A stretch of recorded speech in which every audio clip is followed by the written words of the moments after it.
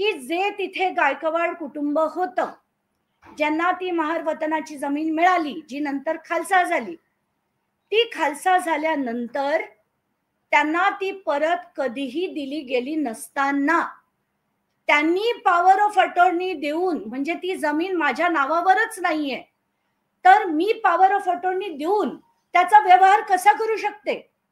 पहिला मुद्दा म्हणजे ती जमीन त्यांच्या नावावर होणं अपेक्षित होतं, त्याच्यानंतरच हा व्यवहार त्यांना करता आला असता. पण शीतल तेजवानी नावाची व्यक्ती ही 11,000 रुपये 30 डिसेंबर 2024 ला भरते. त्याचं पत्र ती कलेक्टरना पाठवते 30 डिसेंबर 2024 ला, आणि 30 डिसेंबर 2024 पासून कलेक्टर त्याच्यावर कुठल्याही प्रकारची कारवाई करत नाही. तर अशा कलेक्टरना तात्काळ निलंबित केलं पाहिजे. मुद्दा नंबर 2, ही जी so called power of attorney आहे ती सुद्धा रजिस्टर्ड नाही. तर कायदा असा म्हणतो की जेव्हा विक्रीचा व्यवहार असतो आणि विक्रीची सही करायची असते, तर ती power of attorney he registered लागते. तर ही पॉवर ऑफ अटॉर्नी रजिस्टर्ड नव्हती. मुद्दा नंबर 3 जे आत्ता म्हटलं गेलं होतं, आणि हा अतिशय महत्वाचा मुद्दा आहे, की हे जे सो कॉल्ड आम्ही कॅन्सल रद्द करून टाकतो, आम्ही तो चोरीचा माल परत देऊन टाकतो आणि पोलिसांना सांगतो आम्हाला पकडू नका. तर आता ह्या गोष्टी समजून घेणं गरजेचं आहे की कॅन्सलेशन ऑफ डॉक्युमेंट असेल तर त्याला जे गव्हर्न करणारे कायदे आहेत ते काय काय आहेत. तर त्याच्यात 5 कायदे आहेत. पहिला आहे स्पेसिफिक रिलीफ ऍक्ट 1963. त्याच्या सेक्शन 31 ते 33 मध्ये कोण कॅन्सल करू शकतं याचे डिटेल्स आहेत. दुसरं इंडियन कॉन्ट्रॅक्ट ऍक्ट, तिसरं रजिस्ट्रेशन ऍक्ट, चौथं सिव्हिल प्रोसिजर कोड आणि 5वं लिमिटेशन ऍक्ट. आता कुठलाही व्यवहार रद्द करताना कोण करू शकतं? जर मी जागेची मालक आहे आणि मी कोणाला विकली तर मी किंवा ते घेणारे हा व्यवहार रद्द करू शकतात. पण आताच्या घटनेला शीतल तेजवानी ही जागेची मालकही नाही, तिच्याकडे सही करण्याचे अधिकार नाहीयेत. ती जर पॉवर ऑफ अटॉर्नी सगळी वाचली तर तिला पॉवर ऑफ अटॉर्नी मध्ये त्या गायकवाड कुटुंबानी जे अधिकार दिले त्यात कुठले कुठले अधिकार आहेत? तर वकील नेमण्याचे, गव्हर्नमेंट ऑफिसमध्ये प्रतिनिधित्व करण्याचे, इतर सगळे अधिकार, कोर्टात केसेस फाईल करण्याचे, डॉक्युमेंटेशन तयार करायचे अधिकार आहेत. पण गायकवाड कुटुंबाच्या वतीने खरेदी खतावर सही करण्याचे अधिकार शीतल तेजवानीला नाहीत. म्हणून एक तर ती करू शकत नाही. अमेडिया एंटरप्राइजेस कडनं जर लिहिलं गेलं तर एखादा व्यक्ती, आता कायदा काय म्हणतो मी कायद्याप्रमाणे वाचून दाखवते. हे जे पहिलं पत्र आहे ते सहदुय्यम निबंधक यांनी 7 तारखेला दिलेलं पत्र आहे. ते कोणाला आहे? प्रति अमेडिया एंटरप्राइजेस LLP तर्फे भागीदार श्री दिग्विजय अमरसिंह पाटील. आपण सादर केलेल्या रद्द लेखाबाबत आज तारीख 16 रोजी तुम्ही हा रद्द लेख शीर्षक दस्तावेज नोंदणीच्या उद्देशाने या कार्यालयात आणून दाखवला आहे. याबाबत पुढील प्रमाणे, मग त्यांनी मुद्दा नंबर 1 आणि मुद्दा नंबर 2 दिला. त्याच्यात की तुम्ही इतके टक्के स्टॅम्प ड्युटी, इतके टक्के सेस, अमुक तमुक करून तुम्ही भरायला हवे. मुद्दा नंबर 2 सुद्धा तसाच आहे. शेवटची ओळ म्हणते, वरील मुद्दा नंबर 1 व 2 मधील बाबींची पूर्तता करून दस्त नोंदणीसाठी सादर करण्यात यावा, जेणेकरून पुढील कारवाई करणे शक्य होईल. तर या विद्वान निबंधकांना सांगणं आहे की हा रद्द ना पार्थ पवार करू शकतात, ना त्यांची अमेडिया कंपनी करू शकते, ना शीतल तेजवानी करू शकते. कारण हे रद्द करण्याचे अधिकार या दोन्ही मंडळींना नाही, कारण त्यांच्याकडे जमिनीचेच अधिकार मुळात नाहीयेत. तर ही जर रद्द करायची असेल तर त्याचं प्रोसिजर आहे, आणि ते प्रोसिजर असं आहे की सरकारने कोर्टात म्हणजे सिव्हिल कोर्टमध्ये हा दावा करून मगच हे प्रोसिजर रद्द करण्याचं ते करू शकतात. म्हणजे हे आता जे बातम्या चालल्यात ना, 42 कोटी रुपये देऊन ते सगळा व्यवहार करण्यात येईल, तर 42 कोटी रुपये देऊन कोणीही हा व्यवहार ना शीतल तेजवानी करू शकते, ना अमेडिया करू शकते, ना अजित पवार करू शकतात, ना देवेंद्र फडणवीस करू शकतात. कायद्याने हा व्यवहार रद्द होता येणार नाही. आता त्याच्यातल्या काही बाबी मी मुद्दाम वाचून दाखवते. Who can sick cancellation? The aggrieved person, म्हणजे जसं मी म्हटलं, माझी जमीन असेल तर मी, विकत घेणार असेल तर तो, किंवा आमचे लिगल एअर्स, किंवा गव्हर्नमेंट अथॉरिटीज जर ही पब्लिक प्रॉपर्टी असेल तर. आणि जसं मी म्हटलं, ही खालसा झालेली जमीन आहे, तर हे फक्त रद्द करण्याचे अधिकार हे सरकारकडे आहेत. ते सुद्धा सिव्हिल कोर्ट मूव्ह केल्यानंतरच त्यांना करता येण्यासारखे आहेत. आता सेक्शन पहिलं मी स्पेसिफिक रिलीफ ऍक्ट तुम्हाला वाचून दाखवते. त्यात सरळ सरळ असं लिहिलंय की फ्रॉड करणाऱ्या अधिकाऱ्यांना हे करण्याचे अधिकार मुळात नाहीच आहेत. तर आता जर अमेडिया कंपनीने हा सरळ सरळ जो फ्रॉड केलेला आहे, त्यांनी जर दस्तावेज कॅन्सलेशनचे म्हणजे रद्द करण्यासाठी मागणी केली असेल, तर त्यांना तो हक्क नाही असं स्पेसिफिक परफॉर्मन्स ऍक्ट मध्ये सेक्शन 31 पासून सगळं लिहिलेलं आहे. त्याच्यातल्या पहिल्या सेक्शन मध्ये म्हणजे सेक्शन नंबर 16. आता हे जे मी बोलतेय ते सगळं माध्यमांकडे पीडीएफ मध्ये मी देणार आहे, ते तुम्ही तुमच्या चॅनलवर दाखवा. तर पहिला अधिकार, personal bar to relief specific performance of contract can not be enforced in favour of a person. जर त्यांनी विलफुल फ्रॉड केला असेल, अशा व्यक्तीला कॅन्सलेशनचा अधिकार नाही. दुसरं, हे कोण करू शकतं, तर याच्यात मुद्दा नंबर 32 मध्ये सरळ लिहिलेलं आहे की a court in its discretion if so adjust and order only then can it be cancel.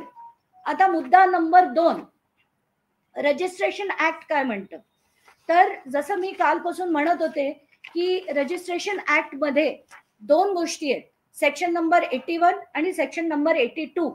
तर याच्यातलं सेक्शन नंबर 81 काय म्हणतं की जे अधिकारी, जसं ते येवले आहेत, त्यांनी जर चुकीच्या गोष्टी केल्या असतील, ते अधिकारी फ्रॉड करत असतील आणि त्यांना माहिती असून सुद्धा जर त्यांनी फ्रॉड केला असेल, तर सेक्शन 81 खाली पेनल्टीज त्यांना काय काय लागतील याचे डिटेल्स दिलेले आहेत. हे shall be punishable with imprisonment for a term which may extend to 7 years or with fine or with both. आणि आता महत्वाचा section 82, penalty for making false statement, delivering false copy or translation, false personation or abetment. म्हणजे काय की जर मी खोटा व्यक्ती उभा केला, म्हणजे ज्याचं नाव आता समजा पार्थ अजित पवारच्या ऐवजी दुसरा पार्थ पवार उभा केला, किंवा दुसरा दिग्विजय पाटील उभा केला, तर अशा खोट्या व्यक्तींना जर उभं केलं गेलं तर त्याच्यावर त्यांना शिक्षा होऊ शकते, जी 7 वर्ष किंवा त्यांच्यावर फाईन किंवा दोन्ही हे त्यांना होऊ शकते नाही, ही होते. आता याच्यात तिसरी गोष्ट, सेक्शन 83 म्हणतं की offences punishable under this act shall be triable by court or officer exercising power not less than those of a magistrate. आता सगळ्यात दुसरा गंभीर विषय म्हणजे जो FIR, ज्याच्यात अमेडिया एंटरप्राइजेसचं नाव नाही, पार्थ अजित पवारचं नाव नाही, आणि असं सांगितलं की आम्हाला माहित नव्हतं. बावनकुळे ते येऊन म्हणतात की आम्हाला वाटलं ते ज्यांनी सही केली त्यांनी सही केली म्हणून त्यांच्या नावावर FIR केली. तर आता कायदा काय म्हणतो त्याच्याकडे आपण येऊया.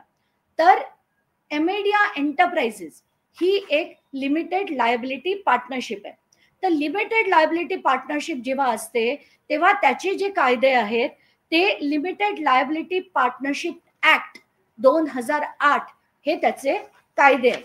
तर आता ही जी मी पूर्ण ऍक्ट तुमच्या पुढे वाचून दाखवते, त्याच्यातलं सेक्शन 38 म्हणतो, आणि हे मुद्दाम ऐका, unlimited liability in case of a fraud.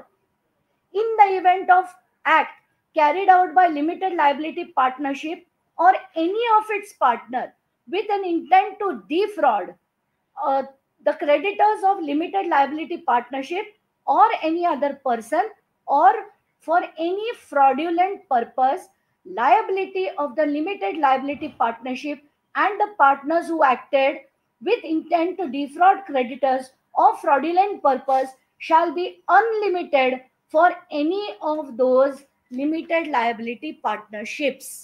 नाव आता याचा अर्थ की आणि त्याच्यात पुढे काय दिलंय, the extent of the partner unless established by limited liability partnership that such act, जर त्यांनी असं सिद्ध केलं पार्थ पवारनी की हे मला माहीतच नव्हतं, हे रजिस्ट्रेशन होणार आहे हे मला माहीतच नव्हतं, तरच फक्त दिग्विजय पाटीलवर ते येऊ शकतं. पण आत्ताच्या घटनेला आपण सगळ्या माध्यमांनी हा पेपर दाखवला आहे. याच्यात कायद्यानी अमेडिया एंटरप्राइजेस LLP ज्याच्या दोन्ही पार्टनर्सच्या सह्या आहेत ते म्हणतात की या व्यवहाराचे अधिकार हे आम्ही पूर्णपणे दिग्विजय पाटलांना देत आहोत. याचा अर्थ, आणि याच्यात पार्थ पवारची सही आहे, याचा अर्थ पार्थ पवारला आणि अमेडिया एंटरप्राइजेसला पूर्णपणे या व्यवहाराची कल्पना होती म्हणून. आणि खरं तर आपण सगळेच जण पहिल्याच दिवशी मी त्यांचे जेव्हा डॉक्युमेंट्स काढले तेव्हाच कळलं की 99% पार्टनरशिप ही पार्थ पवारची आहे आणि 1% पार्टनरशिप ही दिग्विजय पाटीलची आहे. पण तरी सुद्धा FIR मध्ये त्याचं नाव घातलं गेलं नाही. हे नुसते वाचवण्याचे धंदे आहेत. आणि आता ही ऍक्ट ही मी तिथल्या पोलीस अधिकाऱ्यांना पाठवून देणार आहे. LLP ऍक्ट 2008 प्रमाणे त्यांची अनलिमिटेड लायबिलिटी आहे आणि पार्थ पवारवर देखील ताबडतोब हा FIR झाला पाहिजे. त्याच्यात पुढे असं दिलंय, without prejudice to any criminal proceedings which may arise under the law for the time being in force, the limited partnership and any such partner or designated partner or employee shall be liable to compensation to person who has suffered the loss, आणि provided that such a, परत तोच मुद्दा आहे की जर त्याला फक्त माहित नसेल की हा व्यवहार होतोय तरच तो त्याच्यातनं बाहेर पडू शकतो, नाही तर प्रत्येक पार्टनरला हे भोगावंच लागेल, त्याची जी शिक्षा आहे ती भोगावी लागेल. आता तिसरा मुद्दा, जर कोणीही सरकारी जमिनीत कुठलाही गैरव्यवहार केला तर त्याच्या लायबिलिटीज किती आहे, तर त्याच्यावर लागणारे जे क्रिमिनल ऑफेन्सेस आहेत ते किती आहेत त्याचे मी डिटेल्स वाचून दाखवते. Criminal offences and punishment, when government land is usurped by forging, manipulating documents, the perpetrators can be charged under several sections of the Indian Penal Code, including section 420, 466, 468, 471, 441, 442, 447 and other relevant section for destruction of falsification of public documents. आणि याच्यात 7 ते 14 वर्षाची शिक्षा आणि fine किंवा दोन्ही याची ती शिक्षेचं प्रोव्हिजनिंग आहे. आता थोडा कमी महत्वाचा मुद्दा म्हणू पण तोही तेवढाच महत्वाचा आहे की आता हे जी कमिटी बनवली गेली, जसं मी म्हटलं की याच्यात 6 पैकी 5 हे पुण्याचेच अधिकारी असताना पुण्याच्या पालकमंत्र्याच्या मुलाविरुद्ध ही चौकशी होऊ शकेल का, तर ती होऊ शकणार नाही. उपमुख्यमंत्री पदाच्या उपमुख्यमंत्री असलेल्या व्यक्तीच्या मुलावर चौकशी होऊ शकेल का, तर ती होऊ शकणार नाही. पण आता याच्यात कोण कोण आहे आणि हे जी माणसं आहेत त्यांनी काय काय केलंय ते याच्यात जिल्हाधिकारी सुद्धा आहेत. आता या जिल्हाधिकाऱ्यांच्या विरोधात मला काय बोलावं कळत नाहीये, कारण शीतल तेजवानीनी हे 30 डिसेंबरला लिहिलेलं पत्र आहे ज्याच्यात त्यांनी सरळ सरळ म्हटलंय की 11,000 रुपये आम्ही डीडीने पैसे भरले आणि आता त्या जागेमध्ये आम्हाला ती खाली करण्याचं प्रोसिजर करून देण्यात यावं. त्याच्यात अमेडिया कंपनी आणि त्याच्यात हे देखील लावते अनेक्शन मध्ये आणि याच्यातली कंडिशन नंबर 13 म्हणजे 13 असं म्हणते की बाबा या लोकांनी ज्या वेळेस पैसे ते जमा करतील सरकारकडे तेव्हा हे खाली करणं गरजेचं आहे. पण गरजेचं आहे ते ठीक आहे, पण त्याचं काही प्रोसिजर आहे. त्यांनी ते पैसे भरल्यानंतर त्या मंत्र्यांकडे अर्ज करायला लागतो की ही परत आमच्या नावावर रिट्रान्सफर करा. त्यांचं नाव सातबाऱ्यावर लागलं, त्यांचं नाव प्रॉपर्टी कार्डवर लागल्यानंतर इतर हक्क म्हणून नाही, पहिलं नाव लागल्यानंतरच ते कुठलाही व्यवहार करू शकतात. पण हे चुकीचं, जसं मी म्हटलं, पॉवर ऑफ अटॉर्नी देऊन हा सगळा व्यवहार झालाय, हे ऍब्सोल्यूट फ्रॉड आहे. त्याच्यात दुसरं तिसरं काही नावच म्हणताच येत नाही. आता त्याचा पुढचा विषय की तहसीलदार हे जेव्हा पत्र लिहितात 9/6ला, त्या पत्राचं मला वाटतं बहुतेक चॅनल्सनी दाखवलंय, प्रत्येक ठिकाणी मी बघतेय की तात्काळ 24 तासात उत्तर द्या, 24 तासात अभिप्राय द्या, अर्जंट इंटरव्हेन्शन, हे जे शब्द जे मी सिंचन घोटाळ्यात देखील बघितले होते, खास बाब, तात्काळ करा, हे सगळे पुन्हा इथे येताना दिसत आहेत. आणि हे अगदी टिपिकल अजित पवारांचे, त्यांनी सांगितल्याप्रमाणेच केलं जातं, याच्यात काहीच शंका नाही. आता याच्यात पुढची जी सगळी पत्र आहेत ती आधी तहसीलदार लिहितात बोटॅनिकल गार्डनला. बोटॅनिकल गार्डन असं म्हणतं की आमच्या इकडे 16 जूनला 2025ला अचानकपणे काही लोक आली, त्यांनी दादागिरी केली की जमीन खाली करा, आणि म्हणून तुम्ही कलेक्टरांना त्यांनी पत्र लिहिलं की तुम्ही याच्यात अर्जंट इंटरव्हेन्शन करा. म्हणजे जून महिन्यापासून कलेक्टरांना माहिती होतं, कलेक्टरांनी एसडीओला पत्र लिहिलं, एसडीओनी तहसीलदारला लिहिलं, मग कलेक्टर या चौकशी समितीत कसे असू शकतात, आणि ते पण पुण्याचे सगळे अधिकारी, जसं मी म्हटलं, हे या समितीत कसे असू शकतात. आता ही जी पुढची सगळी माणसं आहेत, या सगळ्यांना माहिती होतं की हे फ्रॉड आहे. पण एकामध्ये म्हणजे जुलैपासून, हे जून मध्ये पहिलं पत्र बोटॅनिकल गार्डननी 16 तारखेला लिहिलं कलेक्टरना, आणि 30 डिसेंबरला त्या शीतल तेजवानींनी लिहिलेलं होतं. तर 30 डिसेंबर 2024 ते आता नोव्हेंबर 2025 कलेक्टरांनी काहीही केली नाही. अशा कलेक्टरना तात्काळ निलंबित करा, त्यांच्यावर सुद्धा चौकशी झाली पाहिजे, त्यांचं हे नाव या समितीमध्ये असता कामा नये. आणि माझा चॅलेंज आहे की देवेंद्र फडणवीस असं करणार नाहीत, कारण आताच्या घटकेला स्थानिक स्वराज्य संस्थेच्या निवडणुका आहेत, त्यांना ही सगळी मंडळी लागणार आहेत, पण हे केलं गेलं पाहिजे. म्हणून मी जसं म्हटलं की आताच्या घटकेला मला कायद्याने ही मागणी करायला लागते, ती मागणी मी केली आहे. आता जर याच्यात काम झालं नाही तर मी आता एसीएस रेव्हेन्यूना पण जाऊन भेटणार आहेत, विकास खरगेजींना, कारण त्यांच्या अध्यक्षतेखाली याची चौकशी होणार आहे. तर ह्या सगळ्या गोष्टी मी जाऊन मांडणार आहे. आणि हा जो मगाशी मी काढून ठेवला पण हे फार मोठं आहे म्हणून मी शेवटचा डॉक्युमेंट दाखवते की ही जी आहे ती पॉवर ऑफ अटॉर्नी आहे, ही रजिस्टर्ड पॉवर ऑफ अटॉर्नी मुळात बिलकुल नाहीये. आणि जर ही नीट वाचून बघितली तर याच्यात विक्रीची सही करण्याचे अधिकार नाहीयेत.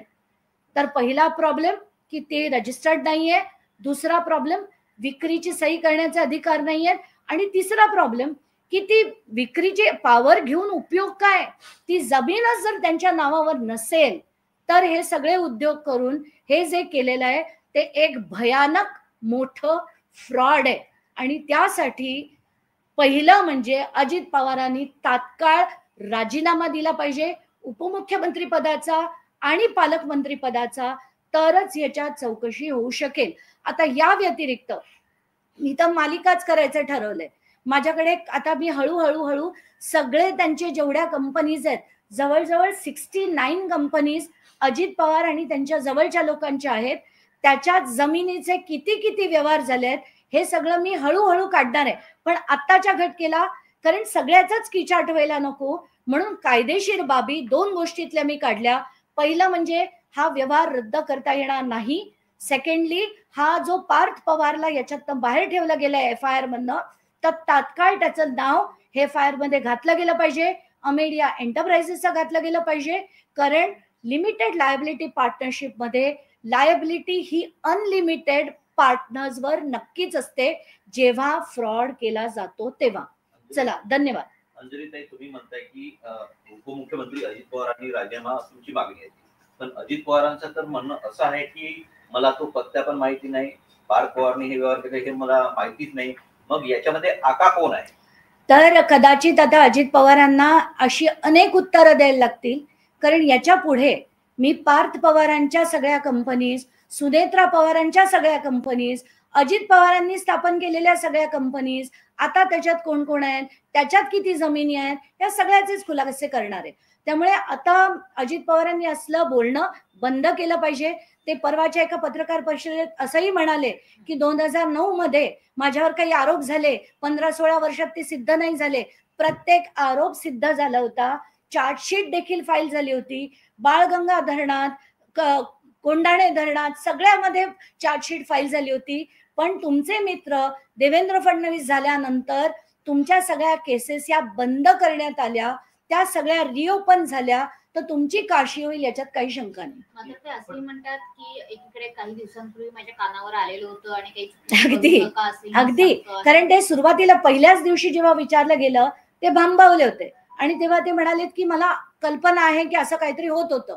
पण दुसऱ्या दिवशी मला वाटतं फडणवीसांनी त्यांना पट्टी पढवली असेल आणि त्यानंतर त्यांची भाषा बदलली. मग म्हणतात मला माहीतच नव्हतं, मी तर सकाळी 6 ते रात्री 8 पर्यंत काम करत असतो. म्हणूनच तुमचा मुलगा काय करतो आणि 300 कोटी ही अजित पवारांसाठी जसं मी म्हटलं चिल्लर रक्कम आहे.